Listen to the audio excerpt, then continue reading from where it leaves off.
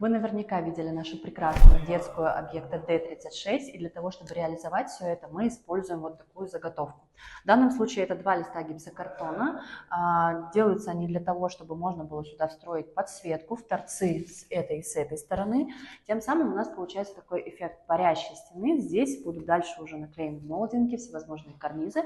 Но для того, чтобы встроить подсветку, чтобы она у вас светила именно камерно, красиво и в разные стороны, для этого необходимо подготовить 2 листа гипсокартона толщиной по 12 мм. Общая толщина 24, соответственно, это стандартный профиль, который встраивается уже вот сюда. И тем самым мы получаем тут или идеальный эффект, который вы видели на 3D-визуализации.